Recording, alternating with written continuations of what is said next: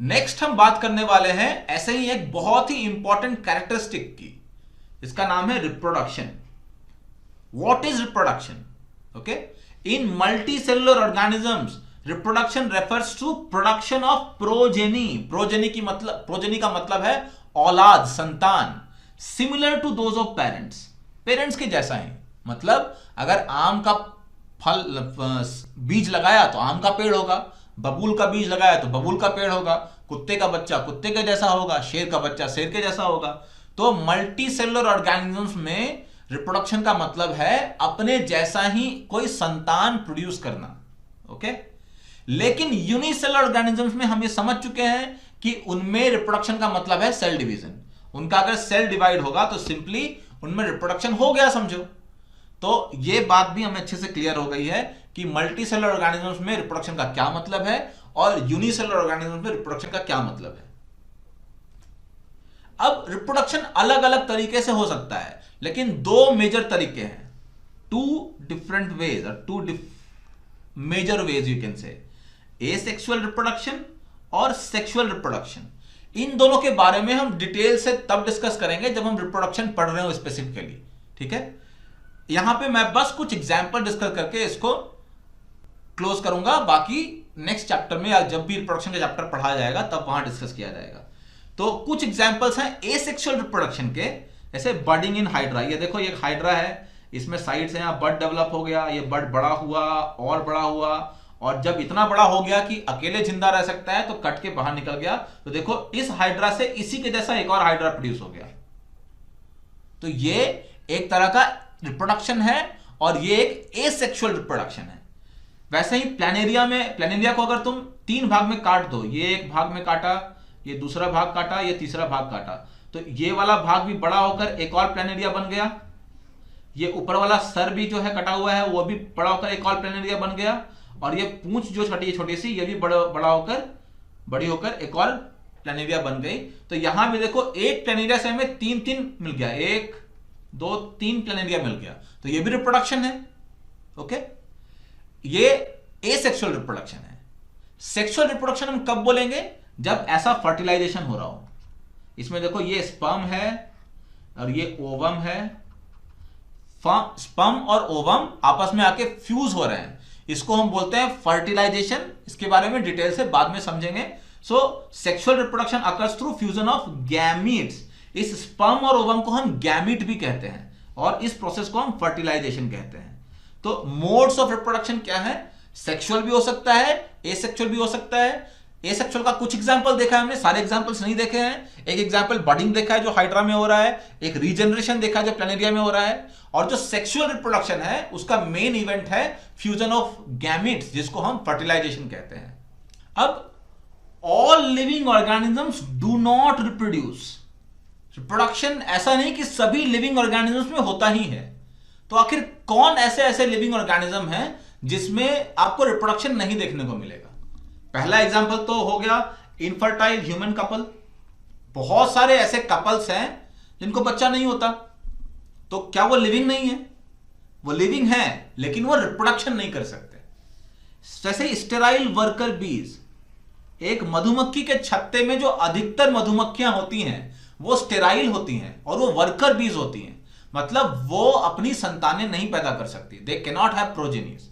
वैसे ही म्यूल मतलब खच्चर, और खच्चर इंटर स्पेसिफिक हाइब्रिडेशन से बनता है, इसके बारे में हम बाद में कभी बात करेंगे। और ये भी अपने प्रोजेनी नहीं बना सकता, मतलब अगर आपको एक खच्चर चाहिए तो आपको दो खच्चर के बीच रिप्रोडक्शन करके खच्चर नहीं मिलेगा, उसके लिए आपको हॉर्स और डंकी का फर्टिलाइजेशन करवाना पड़ेगा आर्टिफिशियली। तो इन सभी लिविंग ऑर्गेनिजम्स में रिप्रोडक्शन नहीं होता है। लेकिन यह बात बिल्कुल पक्की है कि कोई नॉन लिविंग ऑर्गेनिजम्स रिप्रोडक्शन नहीं कर सकता। ऐसा नहीं कि मैंने आज एक साइकिल खरीदी और कल को साइकिल अपने आप एक बच्चा साइकिल दे देगी, ठीक है। ये रिप्रोडक्शन जो फीचर है ये सिर्फ लिविंग ऑर्गेनिजम्स में ही हो सकता है, लेकिन सभी के सभी लिविंग ऑर्गेनिजम्स में नहीं होता है।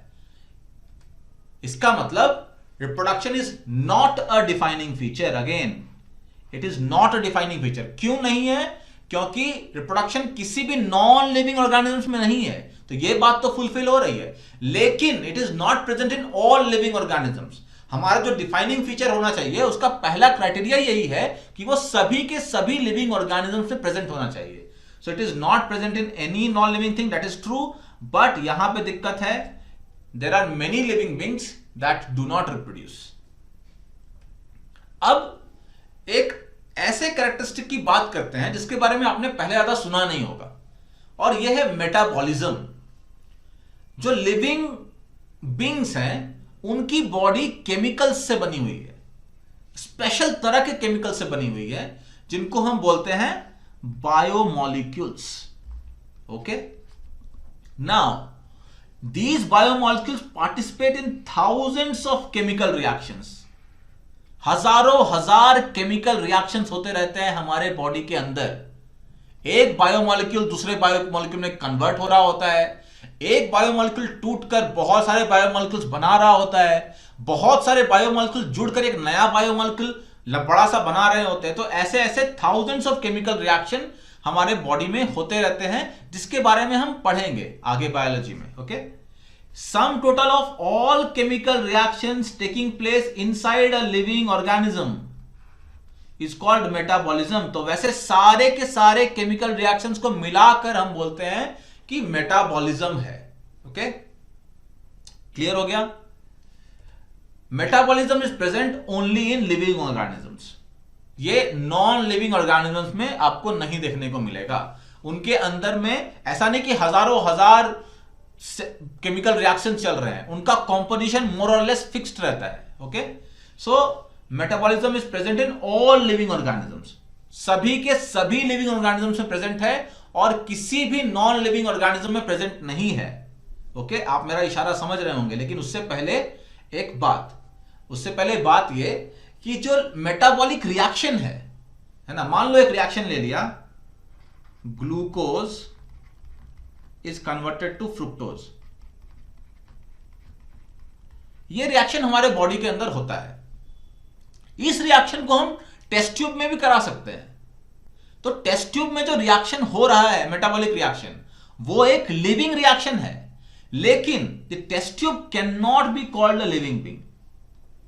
इसका मतलब कि टेस्ट ट्यूब लिविंग बीइंग बन गया, उसमें तो बस अलग से एक केमिकल रिएक्शन कर रहे हैं ना, उसमें सारा का सारा मेटाबॉलिज्म तो नहीं हो रहा ना।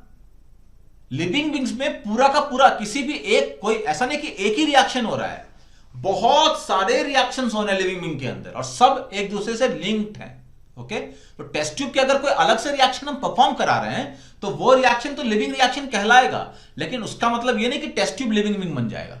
ठीक है, तो ये बात क्लियर हो गई कि मेटाबॉलिज्म का मतलब है सारे केमिकल रिएक्शंस का सम, मतलब sum total of all chemical reactions occurring inside a living being, और ये सिर्फ लिविंग ऑर्गेनिजम्स में ही होता है और सभी के सभी लिविंग ऑर्गेनिजम्स में होता है।